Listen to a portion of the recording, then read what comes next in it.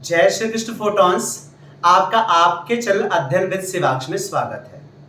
हमारा आज का जो टॉपिक है वो है control and coordination for the CBSE board and ICSE board के लिए इसको हम नर्वस सिस्टम कह सकते हैं। ध्यान रखिएगा, हमारे बॉडी के जितने भी सिस्टम हैं, मींस जो लाइव प्रोसेस चैप्टर हमने पढ़ा है, उन सभी प्रोसेस को कंट्रोल करने के लिए कंट्रोल एंड कोऑर्डिनेशन है। कंट्रोल और कोऑर्डिनेशन के लिए दो सिस्टम है, one is the nervous system and other is the endocrine system. तो नर्वस सिस्टम को अगर हम पढ़ें तो नर्वस सिस्टम का मतलब पूरा का पूरा हमारा ब्रेन, स्पाइनल कॉर्ड और साथ में नर्व्स, मतलब हम बोल सकते हैं central nervous system along with the peripheral nervous system. और जब नर्वस सिस्टम के बारे में इतनी बात हो रही हो और हम न्यूरॉन के बारे में ना बात करें तो ये तो गलत होगा। न्यूरॉन की वजह से हमारी thinking, reasoning, alertness is conscious, unconscious, everything is controlled by the neuron. Neuron का दूसरा नाम है नर्व सेल। और नर्व सेल क्या है? Nerve cell is the structural and functional unit of nervous system. और अगर इससे भी अच्छा बोला जाए तो हम बेसिक कर लें, क्योंकि हमारी बॉडी में जितने भी सेल्स हैं वो सब के सब अपने काम में परफेक्ट हैं, स्पेशलाइज्ड उनका काम है। तो जैसे हमारे रेस्पिरेटरी सिस्टम में एल्वोलाई है, हिपैटिक सेल्स लीवर में है, वैसे न्यूरॉन हमारे यहां कहां है? ये हमारे यहां कहां है? ये हमारे ब्रेन, स्पाइनल कॉर्ड मतलब नर्वस सिस्टम में है। Neuron are the ectodermal in origin, ये ओरिजिन में एक्टोडर्मल है और हाईली स्पेशलाइज्ड हैं फॉर रिस्पॉन्डिंग, किसी भी स्टिमुलस के लिए ये रिस्पॉन्ड करते हैं, बहुत सेंसिटिव हैं और स्पेशलाइज्ड हैं। ध्यान रखिएगा, अगर हम न्यूरॉन के बारे में और बात करें तो न्यूरॉन आपके यहां तीन इसके कैरेक्टर्स हैं। पहला कैरेक्टर क्या है? इरिटेबिलिटी। दूसरा कैरेक्टर क्या है आपके यहां बताइए?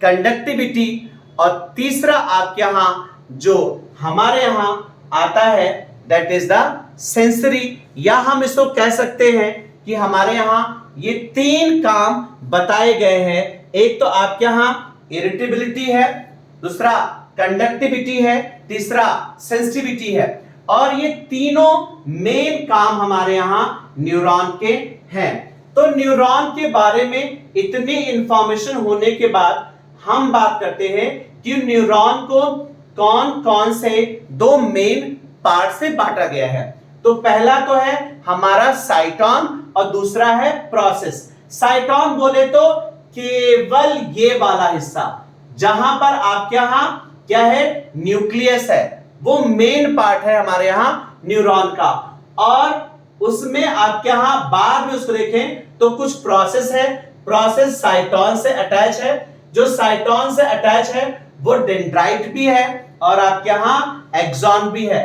तो ये दोनों प्रोसेस हैं। साइटॉन के बारे में अगर हम बात करें, साइटॉन मेन पार्ट है, इसको पेरिकैरियन कहते हैं। पेरिकैरियन साइटॉन का दूसरा नाम है। पेरी का मतलब होता है सराउंडिंग और कैरियन का तो आप जानते ही हैं क्या है? न्यूक्लियस है। तो न्यूक्लियस के आसपास का जो हिस्सा है उसे पेरिकैरियन बोले तो साइटॉन बोले तो सेल बॉडी कहते हैं। और इस सेल बॉडी के अंदर में बहुत सारे डॉट्स हैं और इनको बोलते हैं नेजल ग्रेन्यूल। और इसी नेजल ग्रेन्यूल और न्यूरोफिब्रिल की वजह से डार्क अपीयरेंस आता है किसका? साइटॉन का। साइटॉन के जो आपके यहां साइटोप्लाज्म है वो ग्रैन्युलर है और ये नेजल ग्रेन्यूल और न्यूरोफिब्रिल फिब्रिल की वजह से।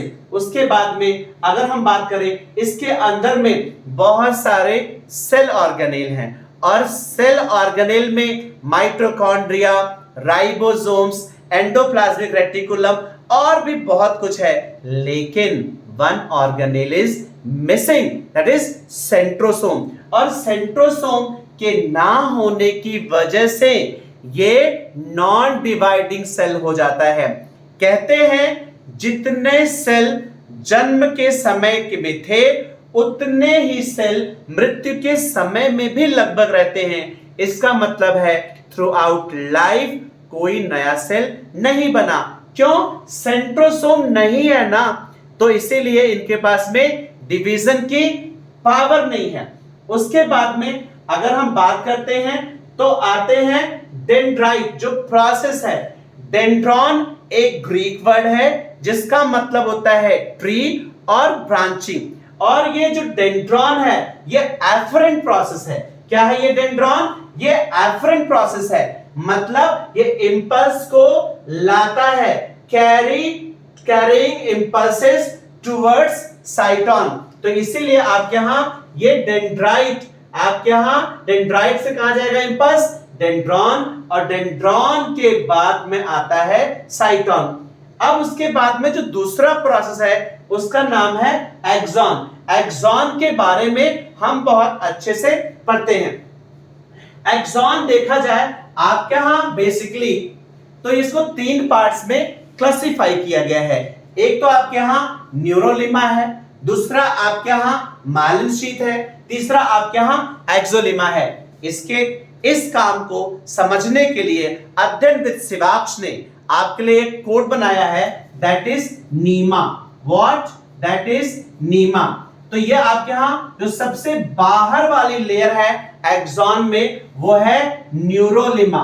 क्या है ये? न्यूरोलिमा है। उसके बाद में जो अंदर वाली लेयर है उसे बोलते हैं माइलिन शीथ या मेडुलरी शीथ भी बोलते हैं। और माइलिन शीथ को बनाने वाला क्या है? ये सॉन सेल है। क्या है? यही माइलिन शीथ को बना रहा है। और उसके बाद में जो ए है, ए फॉर द एक्सोलिमा।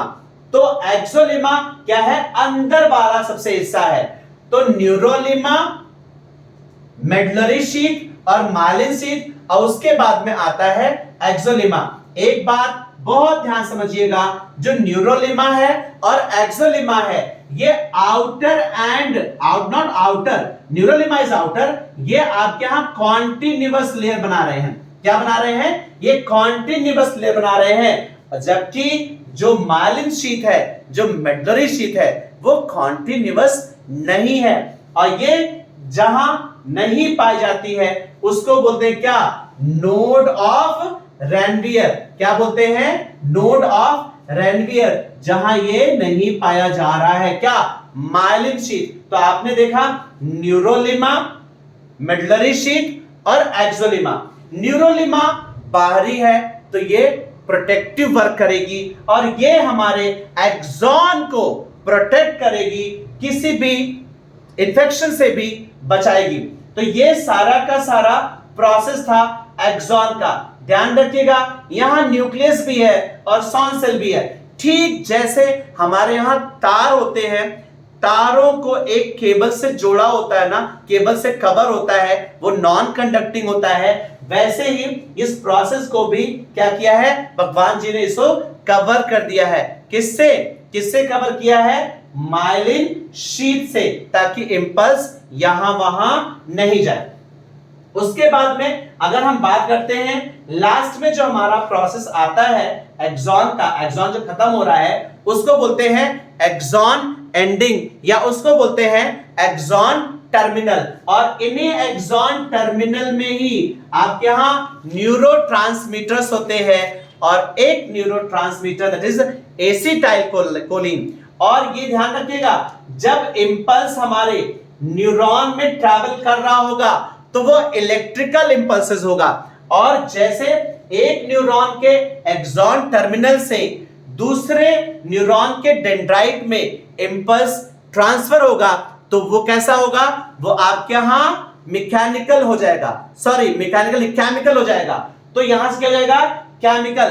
तो इसका मतलब इंपल्सेस कितने हैं, इंपल्सेस आपके यहां दो टाइप के हैं। कौन कौन से, एक तो आपके यहां इलेक्ट्रिकल इंपल्सेस, दूसरे आपके यहां केमिकल इंपल्सेस। तो जो केमिकल वाले हैं, जहां सिनाप्स बन रहा है ना, dendrite of one neuron and axon terminal of another neuron, उन दोनों की जो बन रहा है उसे बोलते हैं हम लोग केमिकल इंपल्स जहां हो रहा है, और आपके यहां इलेक्ट्रिकल वाला पूरे के पूरे न्यूरॉन में ट्रांसफर हो रहा है। तो आपने ये पूरा का पूरा जो स्ट्रक्चर देखा है, उसमें क्या देखा आपने, डेंड्राइट देखा, डेंड्रॉन उसके नीचे वाला पार्ट है, फिर साइटोन का दूसरा नाम, साइटोन का सेल बॉडी, पेरिकार्डियम समझा, फिर नीजल ग्रेन्यूल्स आपके साइटोप्लाज्म पाए जा रहे हैं। एक बात जो मैंने बताया, एक्सॉन हेलॉक, ये आपके यहां वो पॉइंट है जहां पे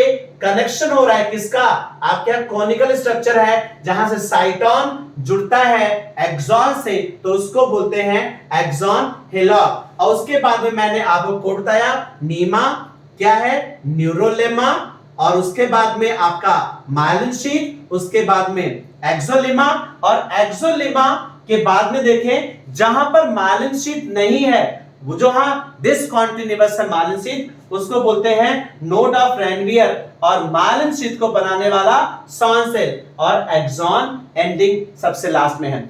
इसको पढ़ने के बाद में हमारे बहुत सारे प्रश्नों के उत्तर हो जाएंगे। उसके बाद में आता है स्ट्रक्चर ऑफ न्यूरॉन के बारे में हमने बात किया, ये पूरी की पूरी बात हमने आपको बता दी। उसके बाद में हमारे आता है कि न्यूरॉन कितने टाइप के होते हैं। न्यूरॉन को क्लासिफाई किया है तीन पार्ट्स में, one is the sensory, other is the association and third is the motor. इसको भी आसान बनाया है अध्ययन विद शिवाक्ष ने।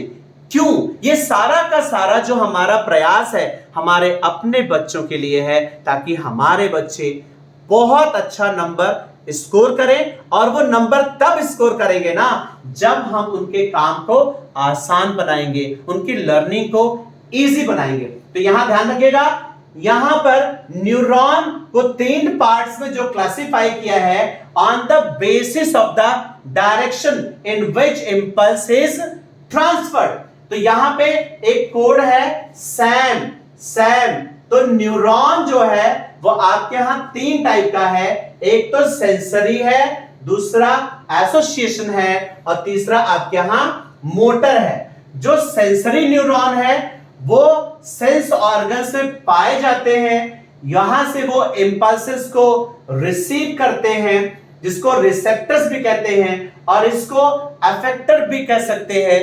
क्यों, क्योंकि ये इंपल्स को लाते हैं, किधर लाते हैं, ये साइटोन की तरफ लाते हैं, या आपके यहां नर्वस सिस्टम की तरफ लाते हैं।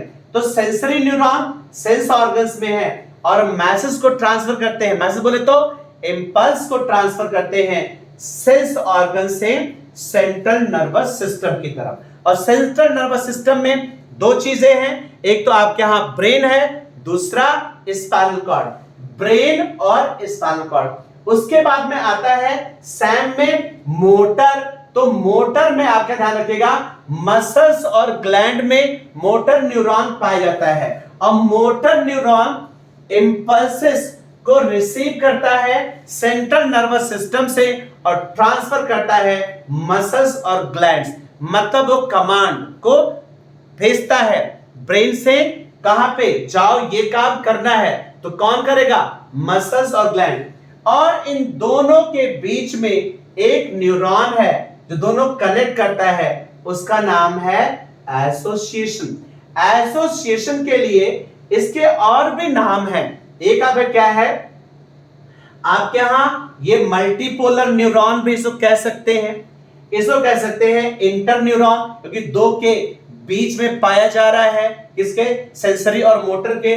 और इसका तीसरा जो नाम है वो रिले न्यूरॉन भी इसको कह सकते हैं, क्योंकि प्रसारण केंद्र है ये मोटर और सेंसरी के बीच में आप इंपल्सेस को कंडक्ट कर रहा है। तो ध्यान रखिएगा, सैम की मीरा ये जो कोड है सैम की मीरा मतलब सेंसरी एसोसिएशन मोटर, और सैम के अंदर में जो एसोसिएशन है उसके लिए आप ध्यान रखिएगा, इसको मल्टीपोलर, इसको बोलते हैं इंटर और आर्स रिले, और ये सारे के सारे एसोसिएशन न्यूरॉन का ही हिस्सा है।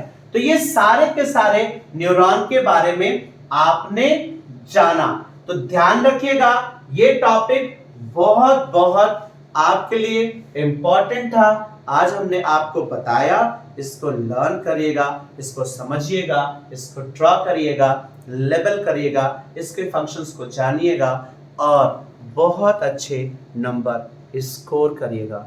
Thank you for joining Shivaks tutorials.